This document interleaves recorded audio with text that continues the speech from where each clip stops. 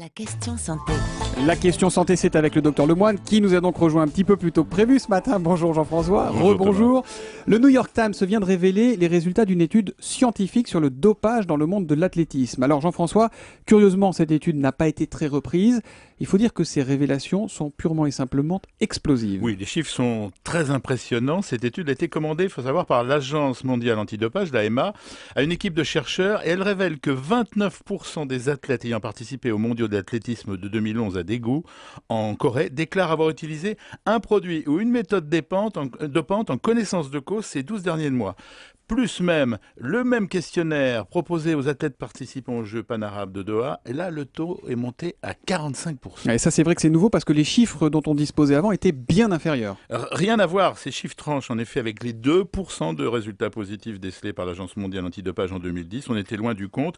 Et sachant que le protocole de l'étude garantissait l'anonymat, on considère que ces résultats sont même probablement sous-évalués. Sous-évaluer ces résultats, nous dites-vous. Alors on est d'accord, tout le monde, absolument tout le monde avait ces chiffres, ces résultats avant les championnats du monde de Moscou il y a quelques jours. Et pourtant, ça a été l'omerta, la loi du silence. Et c'est probablement aussi choquant que l'ampleur du dopage mise à jour. Les scientifiques ont transmis des travaux à l'AMA, écoutez bien, au printemps 2012, mais cette dernière n'a pas jugé bon de les rendre publics. Officiellement, elle souhaitait vérifier les résultats à l'occasion d'une autre compétition. Officieusement, au nom des intérêts économiques énormes que véhicule ce sport, elle a préféré attendre. D'ailleurs, la Fédération internationale d'athlétisme s'est opposée, elle aussi, à l'apparition de cette étude. Mais les médecins, ils savaient aussi tout ça. Oui, alors ça, moi je voudrais qu'on insiste sur la complicité des médecins, pas en première ligne, mais aussi importante, uniquement pour l'argent, car ce marché sordide se fait toujours dans des officines douteuses et discrètes, même si ce sont parfois luxueuses et modernes.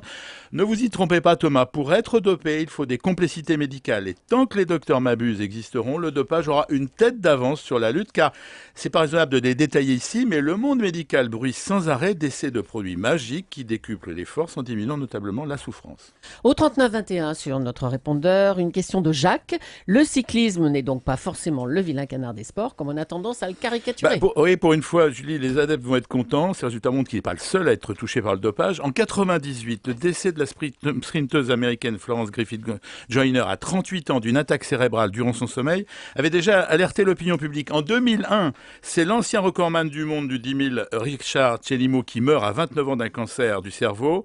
Dans les années à venir, beaucoup d'athlètes vont mourir à cause de dopage. C'est de qui cette phrase? C'est du double champion olympique marocain Hichem El Guerrouj après la disparition du Kenyan. Et il ajoutait, croyez-moi, il y aura encore d'autres morts prématurées. Et peut-être malheureusement dans d'autres disciplines. La question santé de Jean-François Lemoine, c'est tous les matins à 6h25 sur Europe 1.